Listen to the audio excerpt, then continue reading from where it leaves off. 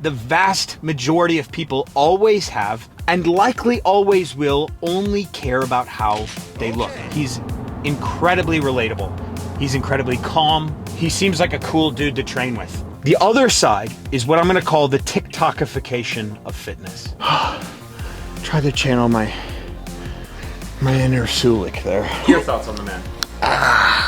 Seems like a relatable dude. He trains hard. He's like the bro lifter that we all were when we were 21, 23, whatever he is. I watch loads of shit on YouTube, but I don't get it. I'm becoming the boomer that my parents are, but like, I don't find myself being compelled to watch. But then from an algorithm perspective and an authenticity, relatability, admiration perspective, I totally do.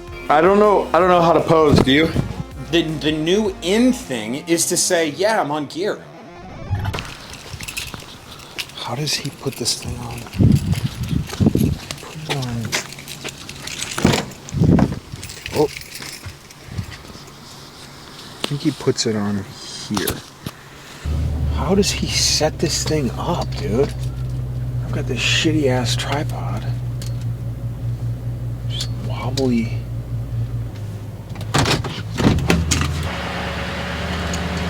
Okay, I think we've solved it. All right. The pre has been drank, homework is finished, class is finished, and I'm off to the rec center to train chest. Now, seriously, guys, today I want to talk about Sam Sulek, and I want to be able to provide something different, a slightly different perspective on Sam Sulek.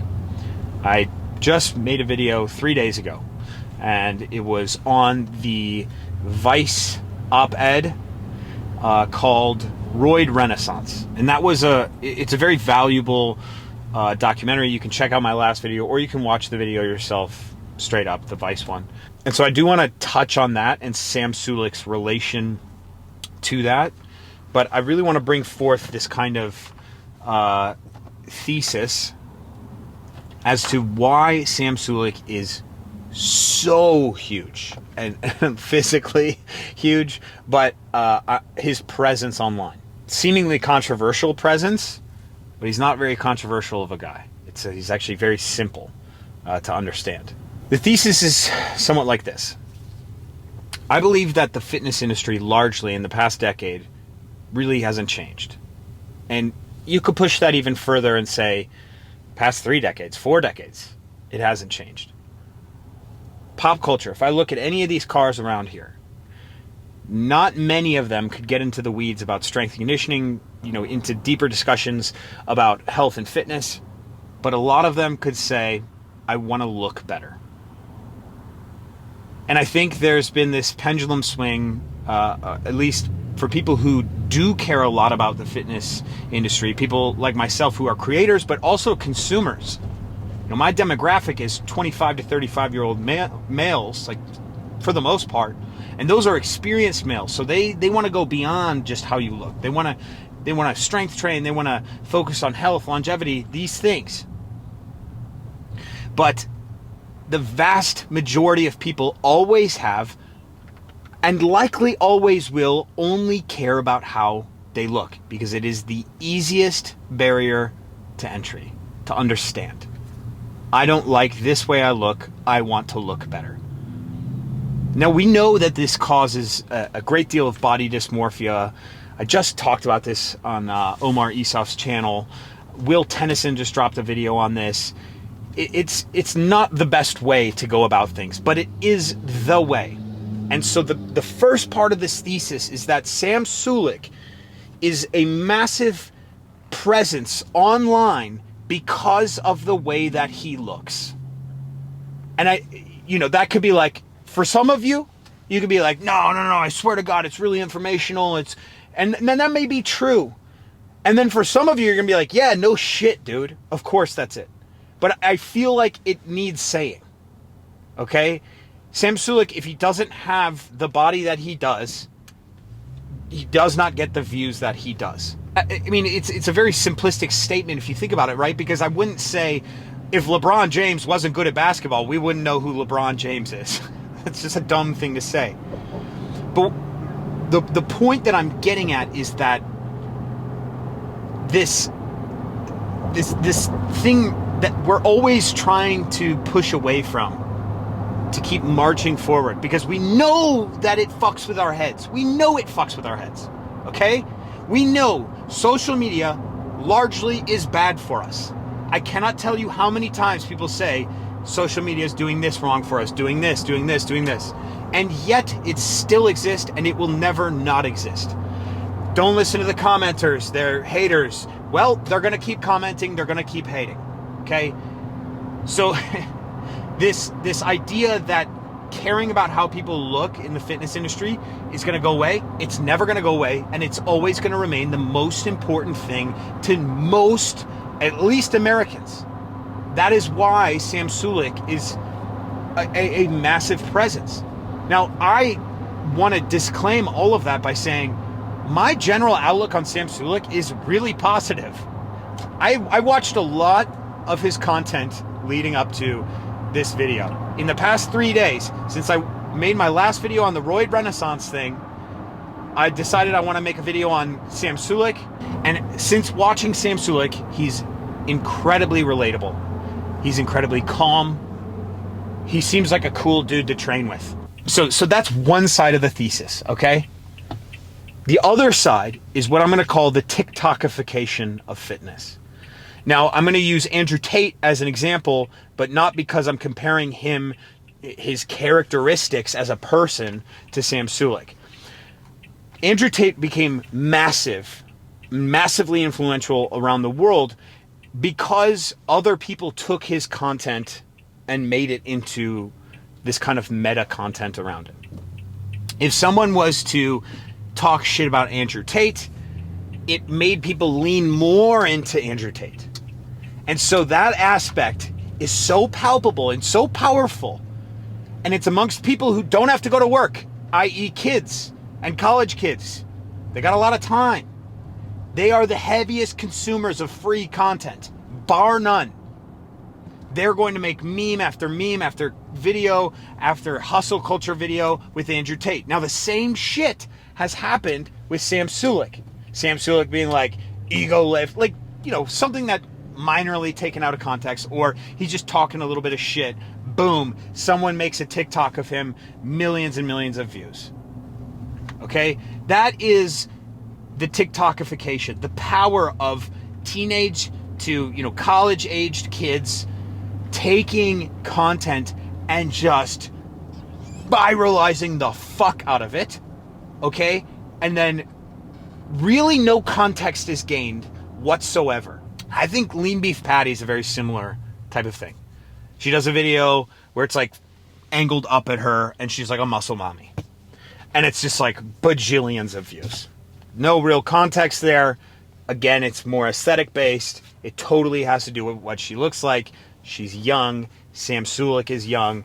Do you see where I'm getting at here? These are the true reasons I believe that Sam Sulek has become a massive presence online. Now, in an era where being a YouTuber is all about a couple very important things: title, thumbnail, click-through rate, and watch time. And then the final one, which actually might be the most important, we have quality. Title, thumbnail, I think that Sam Sulek doesn't really give a shit. His title names are just like back day, number 50 of the bulk or something like that. His videos are typically anywhere from 20 to 40 minutes long. I picture a kid, and I say kid, but just like 20 years old, 18 to 20 years old, putting that video on YouTube and getting ready to go to the gym. And just kind of letting it drone off in the background. And what Spotify algorithm is looking for is music to be played in the background. That's where they get the most daily active use. And so YouTube can kind of get that aspect.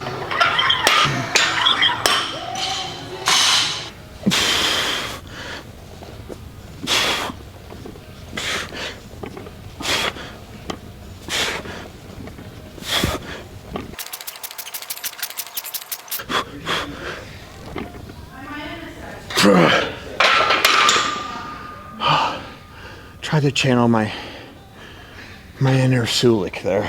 So now we have the content machine, we have the body, we have the TikTok virality. At this point, it's an engine that cannot be stopped. Where am I putting this? What are your thoughts on the man? Yeah, I mean, he's everywhere at the moment, right? I think it's still very much niche fame at the moment. I think Sam Sulek is very much niche fame. I don't know, man. I mean, he seems like a relatable dude. He trains hard. He's like the bro lifter that we all were when we were 21, 23, whatever he is. But we both said it. I think we've both given his content a good crack. I like YouTube. I watch loads of shit on YouTube, but I don't get it. Maybe this is the fucking, I'm becoming the boomer that my parents are, but like, I don't find myself being compelled to watch. I find I have to work hard to stay on a Sam Sulek video. And yet, loads of people like him, so I guess he's just not for me and he's for other people. I don't find him objectionable. I don't think that he is particularly... I don't think he seems like a negative influence. He seems to be pretty like... I guess maybe except for the steroids at a young age thing, which could be a bit of a negative influence. But, yeah, I think largely... Not for me, don't understand perhaps the degree of popularity, but then from an algorithm perspective and an authenticity, relatability, admiration perspective, I totally do.